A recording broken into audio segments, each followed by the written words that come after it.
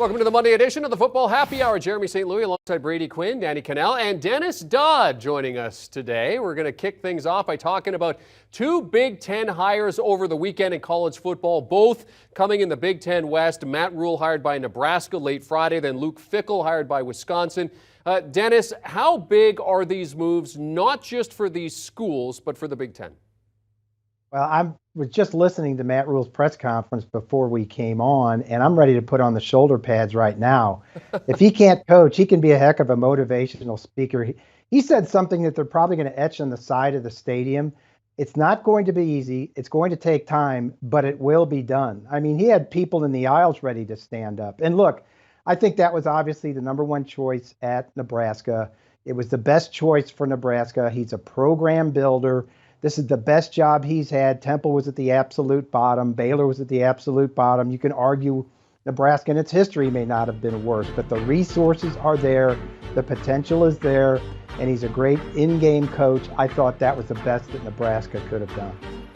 I'm right there with Dennis. I think this is a perfect fit for what they're looking for and really what they need at this point in time. I mean, this is a school, and I think that the tradition, the history, everything that Nebraska's been able to accomplish, they are so far departed from that era of football, Danny. And it's like college football has changed and adapted, and it feels like Nebraska has. This hire, I think, is one of which it can bring them into the 21st century as far as what they're looking to accomplish. Dennis talked about being a program builder both at Temple and Baylor. That's what they need at Nebraska at this point in time. And I think the good thing is, if you're looking around college football right now, you can do it. With a transfer portal, with NIL, all the other things that are out there right now, Matt Rhule can turn over this roster fast and actually make Nebraska competitive. And we're talking about the Big Ten West guys. It might not be divisions next year. It might just be the Big Ten. Right. And that will change a lot, too, I think, as far as how competitive they'll be able to be. It feels like a home run hire. But you know what I've learned? There's no such thing as a home run hire. You still got to go out there and do it. And I agree with all the things you guys are saying, but it's been some time since Matt Rhule has been in college football, and a lot has changed in just a short span of just 2 or 3 years. We're talking dramatically different landscape. But I do agree with you guys that Nebraska will give him every opportunity to give him whatever NIL resources he needs. He's got the type of personality that can attract players from wherever through the transfer portal. And I do think his style of coaching is better suited towards college players than it is NFL players. Like the whole motivational, inspirational talks that he can give. NFL, it's like, hey, when's my check going to clear? For college players, it's more likely they're willing to run through the wall for you. But that has changed a little bit too, which is kind of where I'm getting at. I do think he's the right guy, though, but I think the bigger challenge for both of these Big Ten hires that we're going to talk about, you're no longer dealing with the Big Ten West. Now, all of a sudden, you're stacked up against Ohio State, Michigan, Penn State, USC. So it feels like these hires are almost going to be a battle for 4th or 5th best team in the Big Ten, which makes it more challenging for the perception of how much of a turnaround job you're going to do. Look, the Big Ten could use it, though. Yeah, I think we look at the Big Ten right now, we say, all right, Michigan, Ohio State, Penn State, and everyone else. There's no real team that's been able to be as consistently successful as those 3 programs, I think you'd say, over the course of the past 5 or 6 years so far, at least during the course of the college football playoff. Maybe you throw Michigan State in there, but it's been a departure since they've really factored into it outside of last year and kind of that Cinderella season. So I think this is good for the Big Ten. You talked about him being away from college football and college football adapting and changing. It's becoming more like the NFL. So actually the experience of the NFL might actually help him as far as how he's going about scouting, how he goes about constructing his roster. So what about Luke Fickell going to Wisconsin? What do you make of that move? Obviously, he's done really good things with Cincinnati, but now he moves into the Big Ten West. What do you think about this hire? I think it was an interesting move on his part, only because you knew at some point he was going to get a bigger Power 5 job, and this is the one he chose to take. And I think it's one where they tend to be patient with their coaching staff, patient with the program as far as how they build it. I think you're recruiting probably on a similar level. I don't know that it's that different from what he was doing at Cincinnati as far as if you look at the recruiting rankings and what they're getting at Wisconsin and how they've developed those players into being, productive players, NFL players. It's probably somewhat similar to a degree. I think he can really turn this roster around to have success rather quickly. I just think that's where Wisconsin is. But it is interesting. I mean, he's got, to me, a lot of ground to catch up if he wants to compete with the likes of Michigan, Ohio State, with where those 2 schools are at. To me, this is about the resources you're afforded in one of the 2 big what are going to be perceived as super conferences, the SEC and Big Ten, because he had a chance to take Cincinnati into the new Big 12, and you'll still have a year in there with Oklahoma, Texas. But over the long haul, if you're Luke Fickell and you're looking at the next 10 to 15 years, if things don't change, which it doesn't appear they're going to, the SEC and Big Ten are going to have more resources with the amount of the TV money that's coming into your conferences. So that will also impact the type of players you can allure to your university. So I think it makes a ton of sense from that standpoint. It also, it's always been kind of known that Luke Fickell was really the only chance he would leave Cincinnati was either Ohio State or Notre Dame. But I think what happened last year with Marcus Freeman getting hired at Notre Dame, Brian Kelly leaving that job and putting that open, and seeing the success Ryan Day has, although Ohio State fans, the little lunatics that they are thinking about Ryan Day making a change. But I think he's kind of reading the tea leaves saying, hey, maybe my opportunity, I should take it sooner rather than wait around for one of those two jobs that he had. And I think Wisconsin becomes very attractive because of those resources he's afforded. I don't know that I'm so more surprised that he took the job. I think it's more that maybe Wisconsin went this route. When you look at the track record of coaches they've hired in the past, from Alvarez to Brett Bielema to Paul Chryst to Jim Leonard, even as their interim, kind of hiring from within, hiring within the family. I think that's the interesting thing to me, at least, which Billy Alvarez still has his hands all over this, but they go outside of kind of what they knew in a guy that I think they feel like fits the culture of what they're looking at building. But to me, doesn't have that Wisconsin footprint, if you will. Yeah, this answers the question to me why they fired Paul Chryst to begin with, over a 70% winning percentage. But he wasn't a guy that was embracing change offensively. He wasn't a guy that was necessarily embracing the NIL or transfer portal. This is a chance for Luke Fickell to put his stamp on the program. And like you guys mentioned, at the highest level of resource. He's going to get paid a lot. He's in the highest paid conference there is. This is a guy that was courted by USC. We mentioned that. Notre Dame last year, among others. But he picked this in his natural region, in his conference, if you will, in the Big Ten. And I had a parent call me yesterday, a Wisconsin parent, and he wondered about, okay, what's this going to be like? I said, look, it's going to be a balanced offense. This is an offensive parent. It's going to be a balanced offense, but it's not going to be like Wisconsin was in the past. And frankly, they need to be balanced. They need to court quarterbacks. The best offenses these days, no matter how much you want to talk about Mike Leach and the air raid, are balanced. Lincoln Riley is a little bit imbalanced right now, but at Oklahoma, they were very balanced on both sides of the ball, between run and pass. Same with Mike Gundy at Oklahoma State, and that's what Wisconsin's going to be. And it's going to bring that offense and that program into the 21st century, and they're going to be more competitive because of it. And at the end of the day, Luke Fickell's a solid person. He's a solid coach. And I think this is a place where he can be there for 10 or 15. Already on plan B, possibly plan C. All right. According to reports, Colorado has offered its head coaching job to Jackson State's Deion Sanders, who's turned his program into an FCS powerhouse. Sanders is said to be interested, but is he waiting on something bigger? That's really the only conclusion that you could make at this point. Now maybe he's just waiting to ultimately make the decision and sign on, or he's waiting to kind of figure out how he feels about the administration there. There's a thought, too, that, based on the structure of it with the athletic director, maybe some things are unsettled there in Boulder, whatever the case may be. I think if he takes a shot at going to a Power 5 job, he doesn't want to swing and miss, or he doesn't want to be in a position where he feels like it's an uphill battle and he made a mistake and really could just sit at Jackson State, wait for another year, and then have another opportunity present itself. So, I don't know how much is out there for him outside of Colorado. USF is the other school that has been at least rumored to have been offered to him.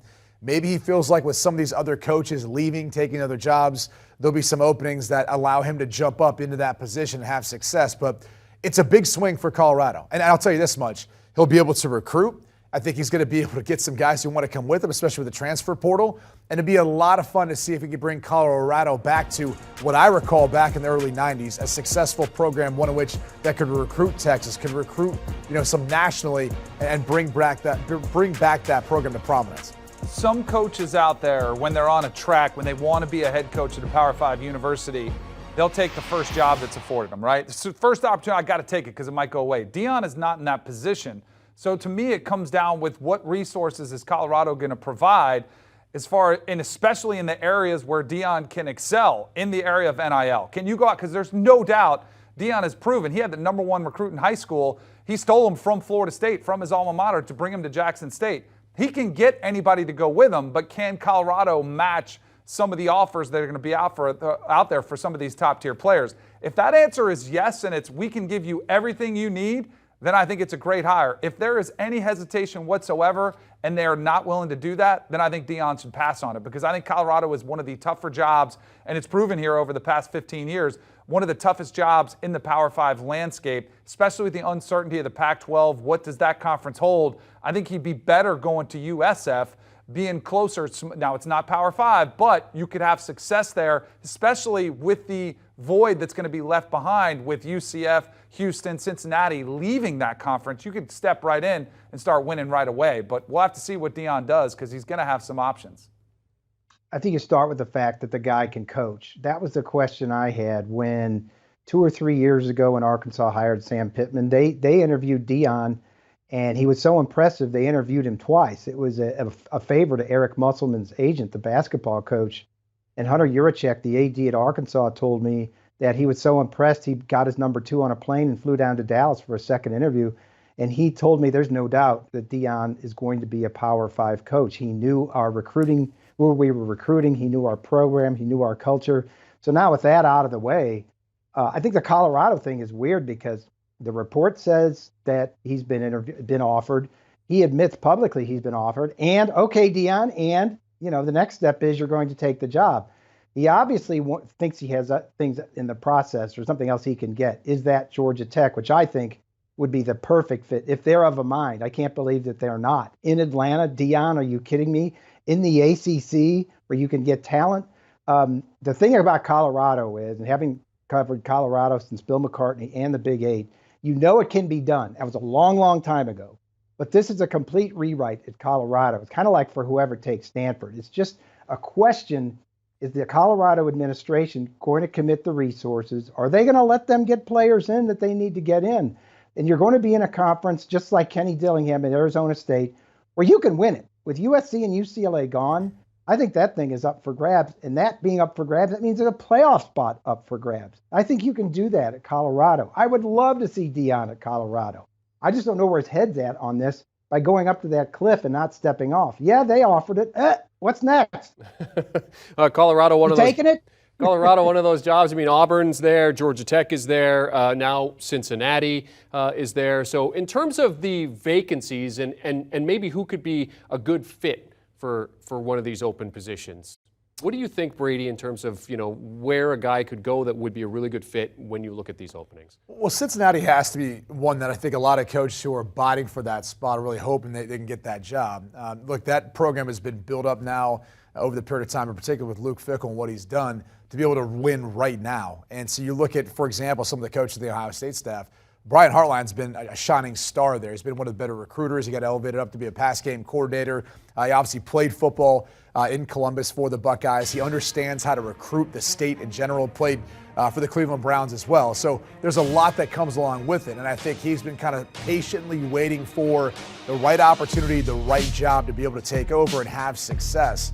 This is that. I think if this job was offered to him, it'd be a great spot for him to go in there and have immediate success. So he's one of those fast-rising stars in the coaching world. Just add anyone out there as far as his coaching ability, his leadership ability, but also recruiting, which is the lifeblood of all programs. So I think he'd be a great fit. I do too. I think he'd be a phenomenal hire. The only question mark is zero experience as a head coach, but at some point somebody's got to give him the opportunity.